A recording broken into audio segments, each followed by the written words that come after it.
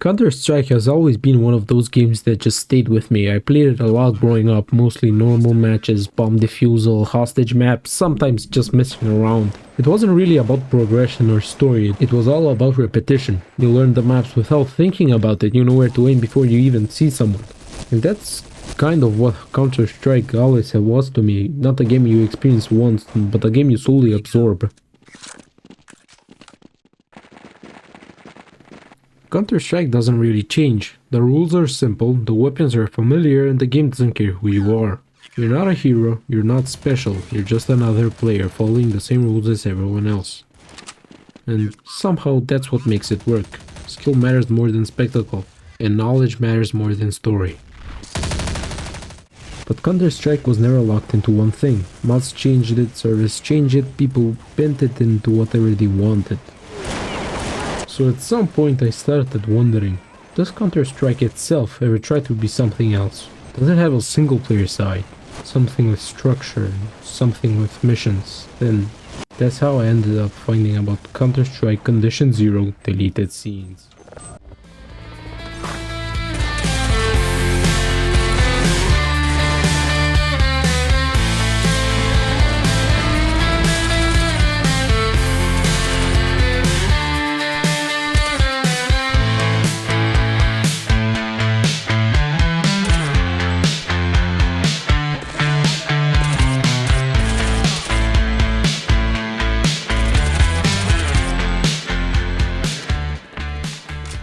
Before I jump into deleted scenes, what's Counter-Strike really? Counter-Strike started as a mod for Half-Life 1, released in 1999 by just two people, Ben Lee and Jess Cliffe. The first beta came out in June 1999 and quickly became popular. Valve noticed its growing popularity and began helping Ben Lee and Jess Cliffe with development. Eventually Valve bought the Counter-Strike IP and released the full game in 2000. And it was a massive success. The most popular version, Counter-Strike 1.6, went to dominate the competitive scene. With the success of Counter-Strike 1.6, Valve started development on Counter-Strike Condition Zero. Unfortunately, it didn't live up to expectation and it was not very well received. Counter-Strike Condition Zero was released in 2004, a few years after Counter-Strike 1.6 had already dominated the competitive scene. The game's development was complicated. It changed hands between several studios, including Rogue Entertainment, Gearbox Software, and Virtual Entertainment, before Valve handed it to Turtle Rock Studios to finish the game. Unlike Counter-Strike 1.6, Condition Zero added single-player campaign, new maps, and updated graphics. However, many fans felt it didn't capture the game's competitive feel as the original. Critics called it bland and inconsistent, and it never reached the popularity of CS 1.6 or even Counter-Strike Source. So after all that, Valve kind of went like, okay, let's try something different. Instead of focusing on multiplayer, Condition Zero leaned into single player. And that's where Deleted Scenes comes in. Deleted Scenes is basically a bunch of standalone missions. There's no big story tying everything together, and there aren't many cutscenes. You pick a location, read a short briefing about it, and that's it. Once you start, you're immediately given objectives, and you're dropped into the map and told to go. But first it actually feels pretty normal. Same movement, same guns, everything you already know is here. If you played Counter-Strike before, you'll feel comfortable immediately. Nothing about it feels foreign. It still plays like Counter-Strike. The big difference is how everything is laid out. Instead of a match, you're just moving from objective to objective. So it's familiar, just structured a little differently. And each mission is pretty short and focused. You're never really wandering around wondering what to do. The game is always pushing you towards the next objective. For example, in this mission you're told to clear the compound and free the hostages.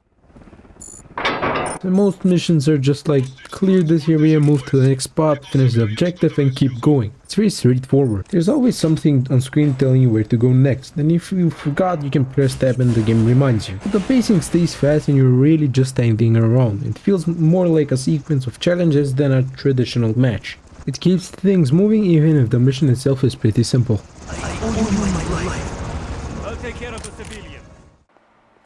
And honestly, some of it actually works really well. The pacing is definitely faster than I expected. You're not really waiting around for stuff to happen. There's always something pushing you forward. You clear a room, you move on, you get the next objective, and because of that, the game never really slows down.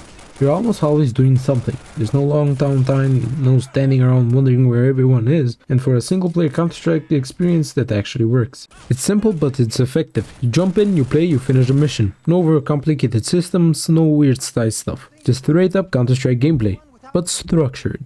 And when everything clicks, it's actually really fun. Not amazing or groundbreaking, but fun. And sometimes that's all it really needs to be.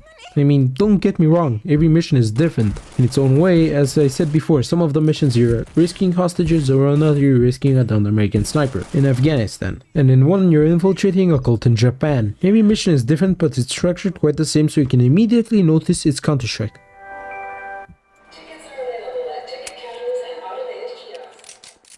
Another thing I noticed is how much variety there is actually in between missions. Some missions throw you straight into the action, enemies everywhere, objectives popping up, and you're just moving non-stop. Then other missions slow things down a bit.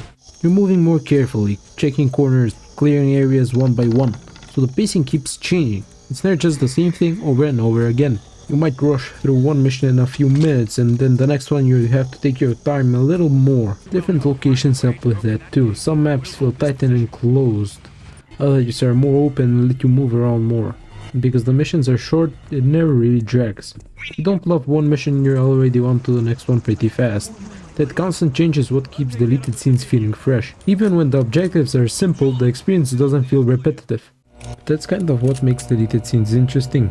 It's Counter-Strike experimenting a little, trying something different without completely changing what it is. Still recognize everything, the movement, the weapons, the maps. It just puts you in a situation where you wouldn't normally see in multiplayer. And honestly, that's kind of cool. It feels like a side path Counter-Strike took for a moment. It's not something you play instead of multiplayer. It was never meant to replace that. It's just a different way to experience Counter-Strike. Something you can jump into, play a few missions and move on. And for what it is, it's honestly kind of fun. Not amazing, not essential, but still worth checking out if you're curious. And it's really cheap. You can get a whole bundle for around $8. On sale it's less than €1, I believe. And yeah, that's deleted scenes. And thank you for watching, and please subscribe if you're enjoying the content. Nice day now.